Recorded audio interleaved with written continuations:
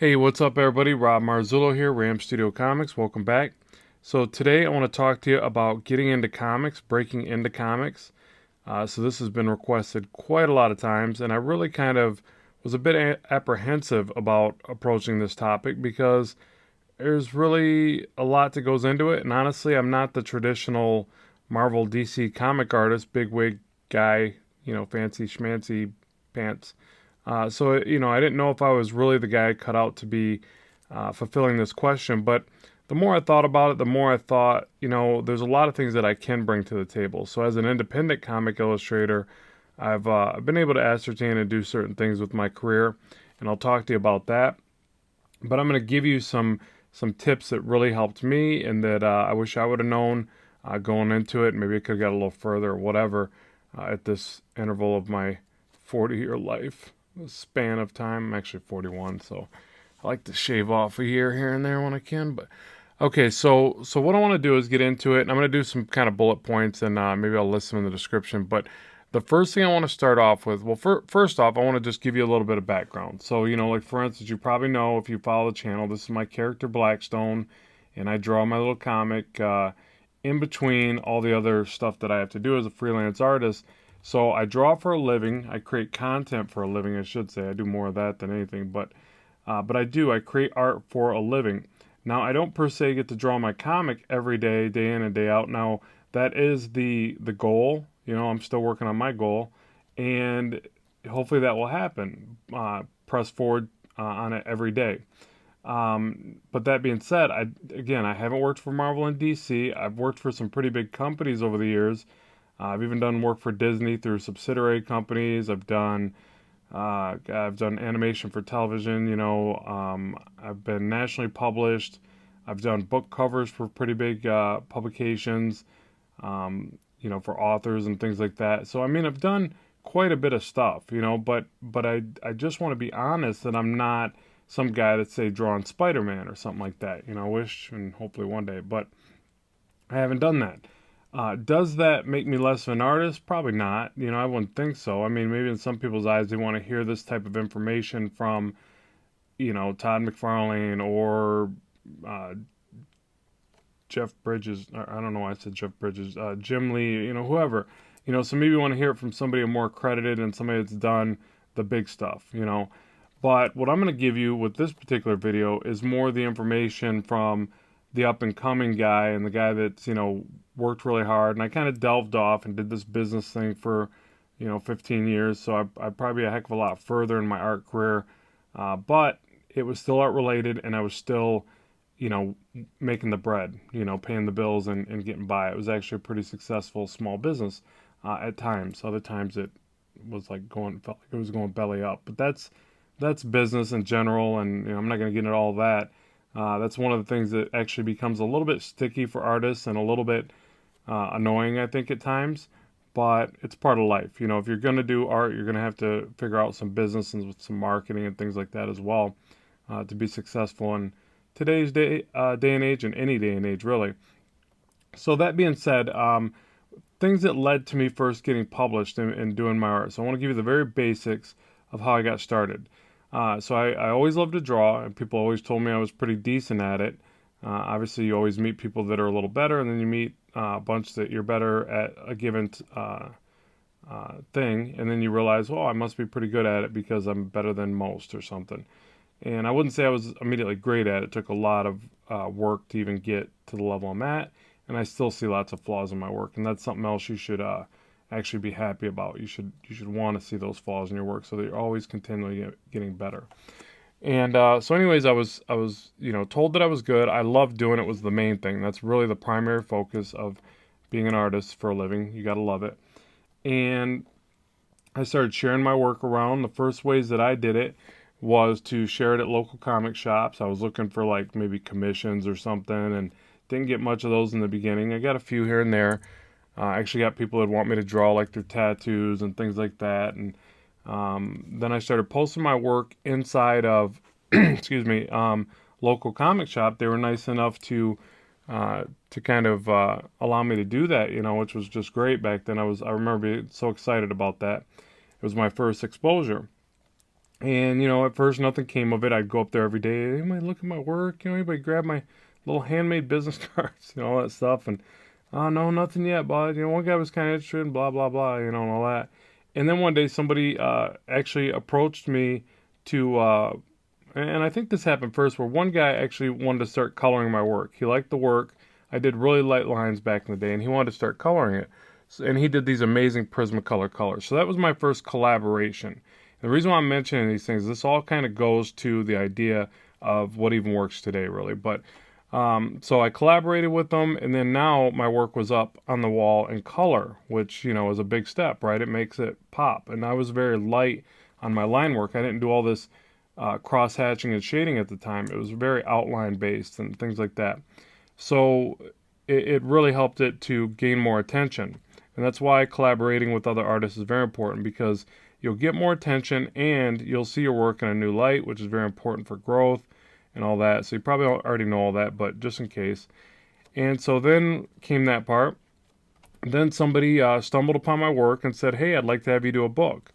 And I think I got a few really lowball, ridiculous offers first, and I'll get more into that as well.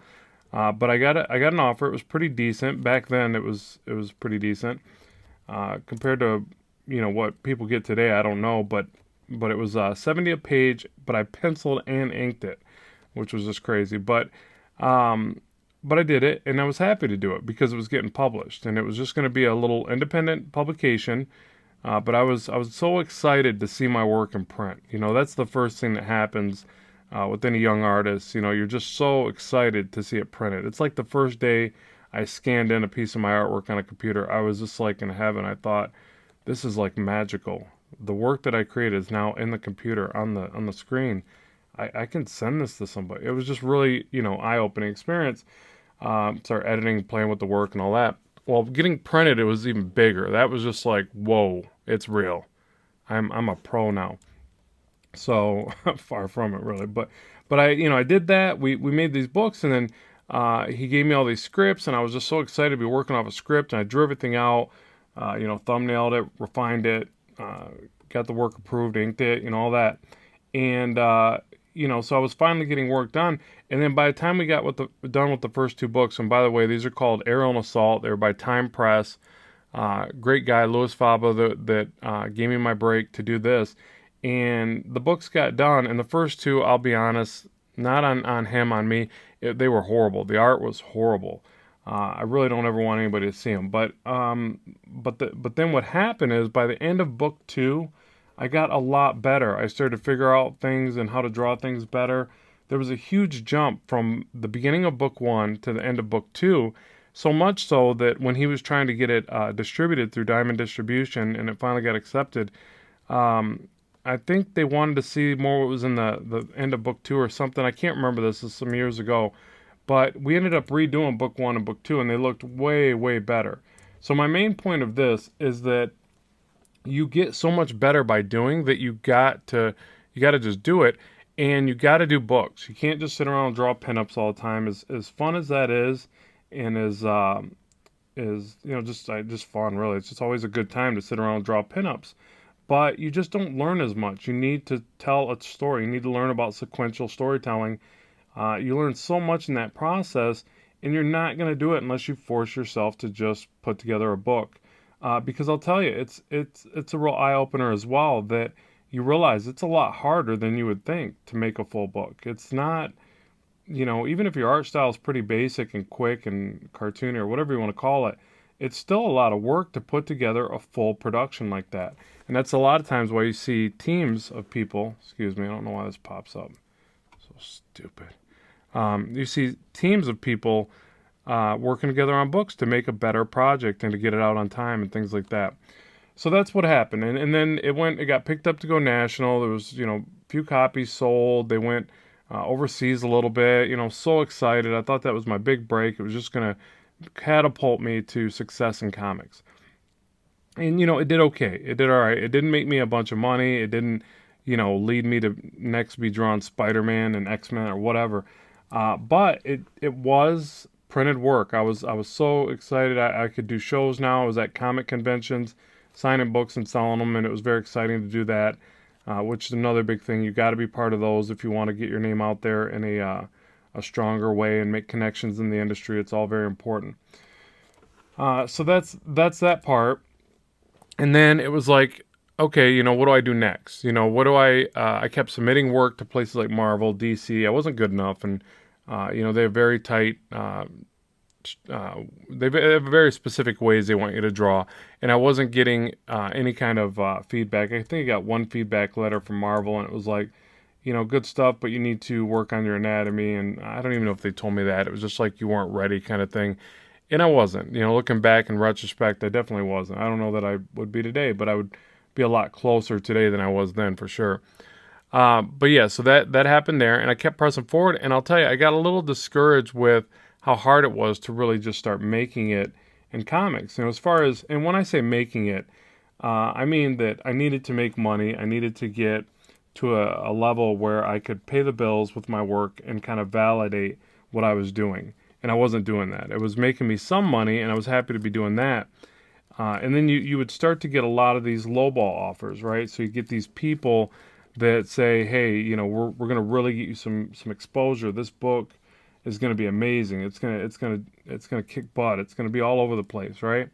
And you go, oh, cool. All right. Well, what are you going to pay me? Or, as an amateur, you ask what they're going to pay. And you shouldn't do that. You should know what you can work for and what you're willing to work for. But back then I didn't know that. So I was like, oh, what does it pay? That's opening a doorway for misery. You can't do that. So, but you learn that as a professional. And then what happens is they lowball you really bad because they see that you don't know what you're doing.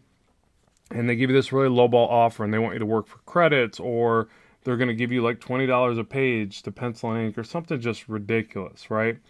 And you should never jump on that. Don't ever work for credits or low pay. And the reason why I say that is because if you start discounting yourself as an artist early on, it's kind of a bad habit that'll stick with you. And you don't need to do that. I mean, even if you don't think your art is, I don't know, you should think your art is pretty cool. But if you don't think it's amazing and you've got a lot to learn, that's one thing. And study and do that on your own time. Hey, I got this YouTube channel. I'll teach you how to draw and stuff like that. Do that on your own time. Do that as your build up of your workflow. Don't let them get something in the benefit and say that they're just going to get your name out there. Now, I'm going to say this two ways. That's the way I wholeheartedly believe it should be. You shouldn't do that because it's bad for you. There's a lot of people out there that will see that and they'll take advantage of you. In any industry, not just art, but mainly it does happen a lot in art. But the other thing is that if you do feel that you need to just get work out there because you need to get better, do your own thing. Make your own comic. Get your buddies together, or whoever that you're like-minded with. Collaborate. Do your own book. Work on that. Don't work on somebody else's and then do it in the sake of getting better and getting recognition. You can do that on your own. And it's definitely a lot different market today than it was back then. But now you've got so many ways to get it out there. You got YouTube, you got social media, you've got portfolio sites. I mean, the list goes on and on. You got contests, you got all kinds of things to really put your stamp out there and get your stuff out there. So don't work for credits. That's one of my big pet peeves. I see people and they talk about page rates, and it's like, whoa, you can't possibly be paying for your time with that, and that's sad. You shouldn't do that. Let's see what's the next point here. I wrote a couple of these down for us. Let's see. Oh, don't wait to be good enough. I don't know if I kind of covered that, but let me say it again. Don't wait to be good enough. Don't wait to be good enough to make a comic book. It just doesn't work like that. You don't need to. You can see this panel I'm showing you right here. I kind of wanted to work on this one versus something that I thought maybe slightly more impressive or whatever. But this is pretty basic, right? Pretty simple, but it still tells a bit of the story there. He's punching Blackstone into next week and he's flying back and just some silhouettes. Pretty easy peasy. I'm doing some loose little scribble in the background. I'm not trying to make this all pretty and perfect. You don't need to wait to be good enough. I mean, you should focus on your fundamentals of storytelling and work on things like drawing different expressions, drawing different camera angles, and really mixing it up. But don't wait to be good enough. Just get the stuff out there. Make a product. Get your content out there. Share it with people. Grow in that process. That's the best thing. So that's another key part. The other thing is draw every day or pick something else. This is going to sound harsh, but draw every day or don't be an artist. Don't be a comic artist anyway. Maybe you could be some kind of other artist. I don't know. Or it's going to be a hobby because you got to figure sorry, I'm starting to talk more and draw here, but you got to figure that art is highly competitive. There's a lot of great artists on the market. There's a bunch of awesome artists out there. So if you don't draw every day, and you just think that you'll keep picking at it and keep getting better over time, you're in for a harsh reality there. You've got to draw every day. You've got to be aggressive about it. So I would definitely recommend that you just always are pursuing your art, getting better at your craft. I draw for at least probably 10 hours a day. Some days I'll do 14 or 15 hours. And then, what is that in this layer here? I got layers all over the place. Brings me to my next point. Don't have too many layers. But that's the thing. I draw all the time, always trying to get better. It's just not, it's nothing where you ever kind of get to a certain point and you go, oh, I'm done. I got there. I'm good enough. You got to continually grow and improve your craft, and that's what leads you to success in anything, again, but really important in art. You've got to continually be improving because it's such a competitive market. You do have people that are saying, oh, I'll work for free. I'll draw for next to nothing so I can get a book out there. Well, guess what? That really kills the market for everybody else. But if you're good enough, if you focus on your craft and you make amazing art, you can name your own price. That does happen. There's guys out there that get good enough, those big name guys. Believe me, they could pretty much slap a number on a page and get it. I'm sure they still keep it reasonable for lots of reasons, but they can name their own game because they're that good, and people want their art and they want their following. Like that's something else you realize, that as you get more and more into this and you develop a fan base or a following or whatever, people will start approaching you because they're not just after you in a sense, they're after what you've built.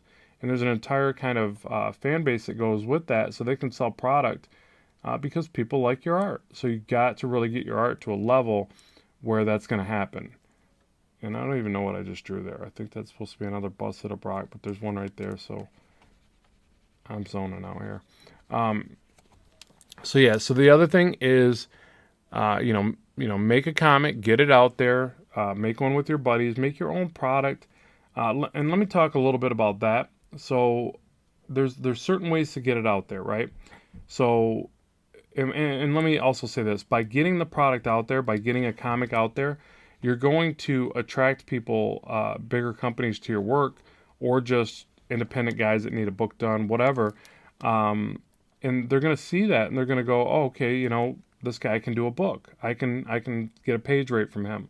I can figure out what he can produce because they see you producing pages. They're not going to feel that way if you're producing pinups. If you're producing pinups, you're going to get commissions still, and if that's what you like and enjoy, that's fine too. But it's probably going to be a little bit harder to maybe pay your bills off commissions. I mean, maybe not, but just depends on your style and who approaches you and things like that, and what kind of price you can name for your commissions. But if you do page work, you're going to get approached by people that want full book production. So put lots of pages on your portfolio sites, produce your own books so that they can see that, and then get your books out there. So back in the day, it was all about distribution. You had to have Diamond Distribution or whatever companies out there. But Diamond hasn't always, I think, been one of the big ones. But nowadays, you've got lots of ways to distribute. You've got setting up Patreons. You've got, Gumroad. Gumroad's been a huge one for me, and I want to really give Gumroad a high five in this video. And believe me, they don't know me. I don't know them. It's just a setup, but they do a great job, and it's allowed me to sell products. It's allowed me to sell comics. I've got my Blackstone comic on there. One day book 2 will be done. But it's like I put that stuff up there and it sells. Sometimes organically, sometimes I got to promote it, things like that. But it's a huge opportunity for any artist to immediately develop a marketing plan to get stuff out there and to start making some funds and justify what they're doing a little bit. So just keep that in mind as well, that you can really get things out there in a way that you were never really able to when I was growing up and things like that. Like, it was so much more difficult. You had to really rely on people to help you put the work out there. But nowadays, you can do web comics, you can do snippets of your stuff to draw a fan base and get them interested, and then you can say, hey, here's my product. You can even do models where you just tell people, hey, pay what you want. On Gumroad, you could do that. And it's amazing. Like, there's people that just say, wow, I know it took a considerable amount of time to do this. Here's $5. And you would have probably beat yourself up and asked for two or something. And that's really important to take note of, that people generally will support and get behind you if you show passion in your workflow. If you're really into what you're doing and you really care, they'll see that. They'll pick up on that and they'll want to support you. They'll want to be part of it. You got Kickstarter, you got all kinds of stuff. But the main thing is, it all starts with you doing some product, with you getting some stuff done. So that's how you get into the industry. Now, again, I can't offer you the advice on how you get into Marvel and DC because I've never done that, but I can tell you one thing, or a certain thing that I've heard over and over again, is that they search you out, that they find you, that they see your work and they see what you're doing. And this wasn't this way back in the day, but with the internet, it does kind of make sense. I really don't like that answer. I've always been somebody that's like wanted to knock right on the door of the business I wanted to work with and show them my work, that kind of thing. But the internet does show it to millions of people. I've experienced that with my YouTube channel and things like that. Just make content, get it out there. Start a YouTube channel. Start a DeviantArt portfolio site. Share the work. Interact with the people that seem to be interested in it. Listen. Oh, and this is the biggest thing. Accept constructive criticism. And this is so hard to do. This is one of those things where people talk about it and they go, yeah, I do. I listen to what they say. But they don't. They just can't take it, And I struggled with this for years, and I still struggle with it, depending on the delivery of the message. If they're just like, oh, your hands suck, man, you don't do cool hands, then I'm like, yeah, whatever. It just doesn't resonate with me as well as a well thought out, hey, your hands could be better, and this is a way you could be better at it. Then that resonates with me. But you know what? You even got to look past that, because not everybody's going to take the time to tell you in this way that you want to hear it. I've heard of editors that are just extremely rude and ridiculous in the way that they tell you about things, and simply just tell you to redraw. You just simply got to go back to the drawing board. And if you can't accept all that, then it's going to be really hard for you to work in any industry, really. Like storyboards, I do those occasionally, and it's like when people come back at you and they want to do entire redraws, it's like, ouch, man, really? But you got to do it if you want to make a living and you want to be in that industry. You've got to listen to the criticism. You've got to redraw. You've got to try to spin it in a different direction. So, again, this is all stuff that you're going to get by producing, that you're going to learn about yourself by making comics and really sitting down and doing it. But I can tell you, if you're just sitting around drawing pinups or you're drawing whatever comes to mind that day for yourself, then it's going to be a little bit harder for you to accept that. You need to work with a collaboration. You need to work off a script, and you need to try to draw things that you're told to draw. That's another big part. But again, don't let that equivalent to, well, work for free so that you can get a script from somebody. You can go pull a script from online, from places, and do a fan fiction or whatever, do some of your fan favorites, which is also another good thing because it it shows them really that you can draw, that famous superhero, something that people can all identify with. That's why you see me do a lot of fan art. I'll sometimes get flack for it or whatever. That's a whole nother video, but I do that because I can say, hey, look, this is how I draw Spider-Man or the Hulk, or you can see that I have an idea of how they look. They can gauge that because you don't know how these guys look. I could be drawing these, however, they're my characters, so I can draw them any way that I want. So let me think if there's any other closing statements that I want to make. So essentially, just get the work out there, start making comics. Don't wait for anybody to tell you you're good enough, and fake it till you make it. I mean, it sounds so cliche or whatever, or something off some, rap song or whatever. But you know what? Fake it till you make it. Like, get it done. Like, believe it. Drink the Kool-Aid. Get into your own products. Make it. Be excited about it. And other people will be excited about it. And don't don't sit there and down yourself and then wonder why you're not making it. Like, get out there, make the stuff, live it, and it'll come.